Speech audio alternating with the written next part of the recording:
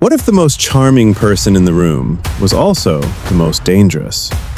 In this video, we'll expose 5 research-backed signs of psychopathy, the subtle patterns experts, and even the FBI, look for in people who never see the inside of a prison. Spot these, and you'll never look at certain perfect coworkers, bosses, or dates the same way again. Ready? Let's get started.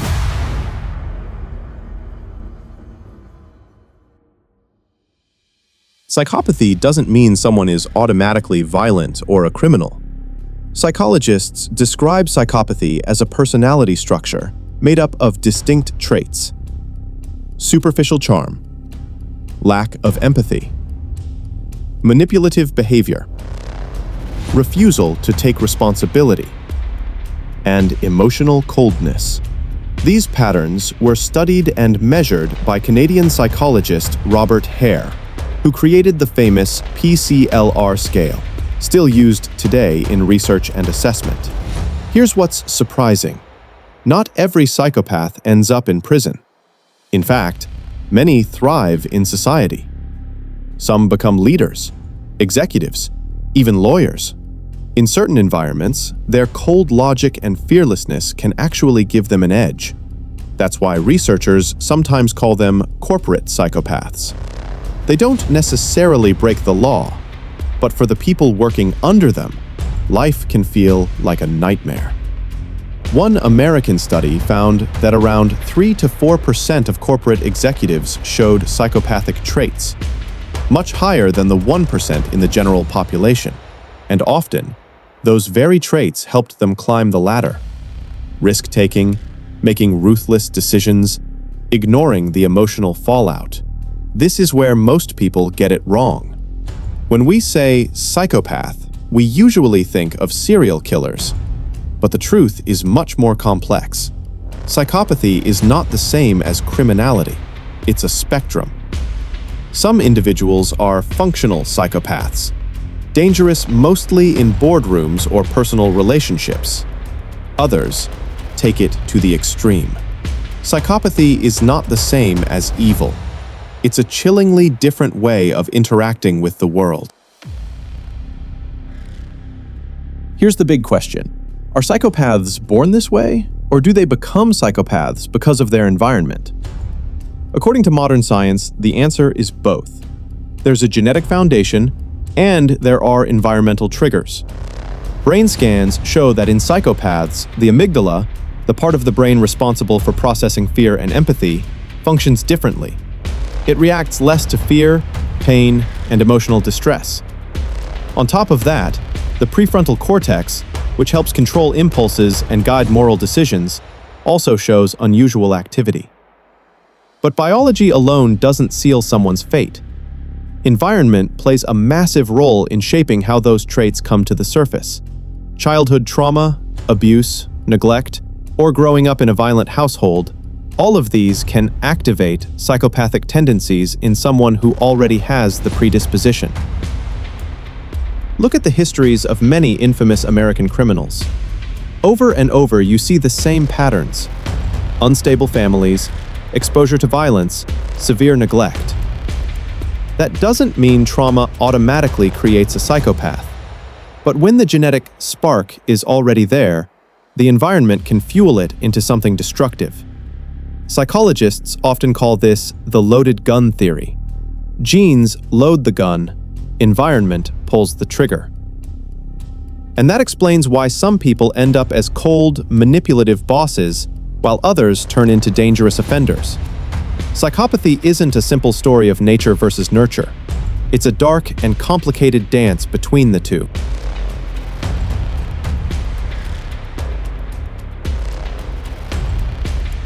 One of the clearest signs? Psychopaths can be magnetic. They're charismatic, quick with words, and often seem impressive at first sight. You feel like they have some kind of special aura. But this isn't real depth. It's a mask, a rehearsed charm designed to disarm you. Take Frank Abagnale, the young con man whose life inspired the movie Catch Me If You Can. He pretended to be a doctor, a lawyer, even a pilot, charming everyone he met while pulling off massive fraud.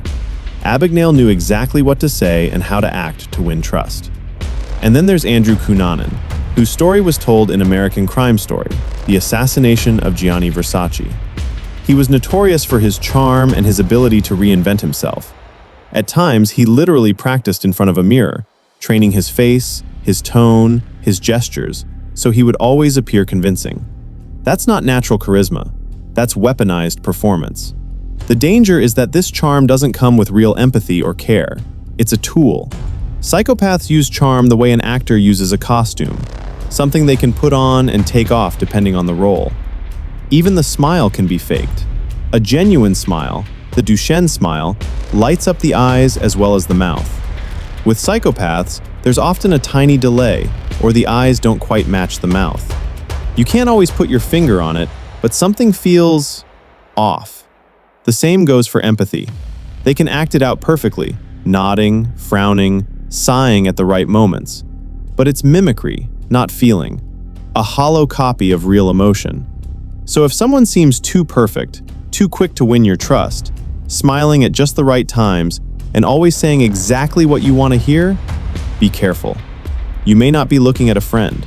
You may be looking at the first sign. One of the most chilling traits of psychopaths. They don't feel what you feel. If you're sad, they might mirror the right expressions. If you're in pain, they might say the right words. But deep down, there's nothing. No emotional echo. Just calculation. Brain imaging studies confirm this. In psychopaths, the amygdala, the part of the brain that lights up when we see fear or suffering, stays eerily quiet. Where most people feel alarm, pity, or compassion, psychopaths feel very little. That's why in interviews, some infamous criminals describe terrible acts with a straight face, even a smile. No anxiety, no remorse, just cold detachment. For observers, it's unsettling, because you expect to see humanity, and instead, you see a void. But you don't need extreme cases to notice it. In everyday life, the same pattern shows up. Picture a boss who fires half the team, then casually goes out for lunch as if nothing happened. Or a partner who watches you break down in tears, but simply shrugs. Pop culture captured this perfectly in American Psycho. Patrick Bateman looks successful, stylish, even charming. But beneath the polished exterior, there's nothing. No empathy, no conscience, just emptiness wrapped in a perfect suit. That's the terrifying part. Lack of empathy doesn't always scream at you. Sometimes it hides, until a decision, a reaction, or a chilling smile reveals the truth.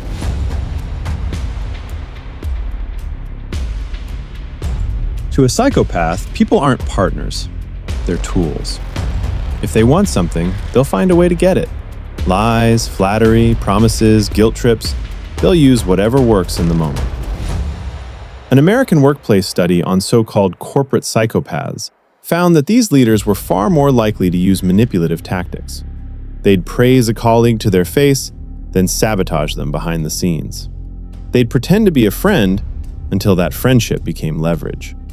And they did it all so smoothly, their victims often realized too late. And it's not just at work. In relationships, manipulation takes the form of gaslighting.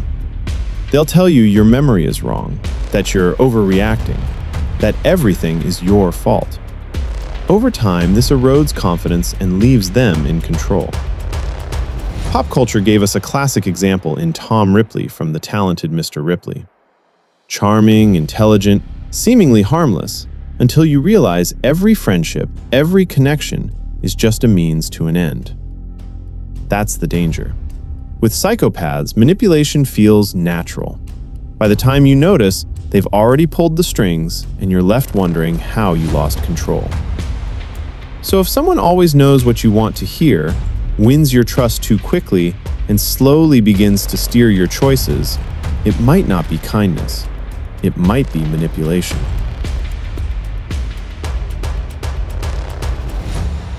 For a psychopath, responsibility is always someone else's problem. If they fail, it's because of circumstances. If they're caught, it's just a misunderstanding. And if you challenge them, they'll twist the story until you're the one who feels guilty. In one American prison study, inmates with psychopathic traits were asked why they committed their crimes. The answers almost never included personal responsibility. Instead, they blamed their upbringing, bad luck, or society itself. The message was always the same: it wasn't my fault. The same pattern shows up in everyday life. A psychopathic boss will never admit to making a bad decision. They'll blame employees, the market, or the timing. A psychopathic partner will spin arguments so that no matter what happened, somehow it's you who ends up apologizing. And then there's the lying.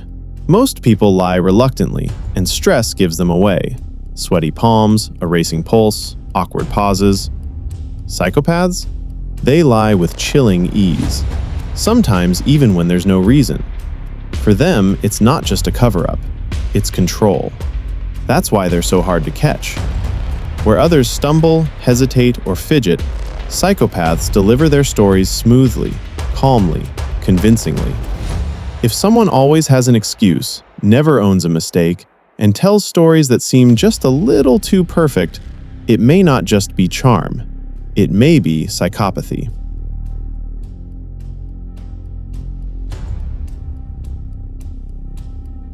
One of the most unsettling signs? When someone stays calm in moments that should shake anyone else. Psychopaths often show little or no emotional response where others would cry, panic, or break down. Instead, they remain eerily calm, detached, even indifferent. And people around them can feel it immediately. Something is off. Neuroscience helps explain why. Brain scans show that in psychopaths, the amygdala, the part of the brain that processes fear and empathy, activates far less than in typical people. The result? They don't feel the same tension, the same emotional weight that the rest of us do. That's why, in interviews, some infamous criminals describe shocking events with a flat voice or even a smile, like they're reading a grocery list. For viewers, the absence of emotion is more disturbing than the story itself. But you don't need extreme examples. Think about a coworker who hears bad news and simply shrugs, or a partner who watches you cry, then casually says, "You'll get over it." No comfort, no concern, just emptiness. Pop culture has captured this too. Hannibal Lecter in The Silence of the Lambs isn't terrifying because he yells or rages. He's terrifying because he stays calm, cold, unshaken. That's the essence of this sign. When human emotions should spill out, but all you see is a mask of ice. So far, you've seen the 5 key signs of psychopathy: superficial charm, lack of empathy, manipulative behavior, shifting blame, and cold emotional reactions. But here's the caution. None of these signs, on their own, prove that someone is a psychopath. A fake smile could just mean nerves. Emotional distance could mean stress, or even just a bad day. Context always matters. Even FBI profilers and clinical psychologists don't make judgments based on a single clue. They look for patterns, signs that repeat across time, across situations, before they trust their conclusion. Think of it like a puzzle. One piece alone doesn't reveal much, but when the pieces start to fit together, the picture becomes unmistakable. That's why you shouldn't rush to label someone. But if you keep seeing the same signs again and again, maybe it's time to pay attention. If today's breakdown surprised you, hit that like button. It really helps the channel. Subscribe and ring the bell, because in the next episode, we're going even deeper into the dark psychology of manipulation. You'll see exactly how some people twist reality to control others. And most importantly, how you can protect yourself. And I want to hear from you. Have you ever met someone who seemed too charming, too perfect, and later turned out to be something else entirely? Share your story in the comments. The signs are out there. Once you know how to see them, you can't unsee them.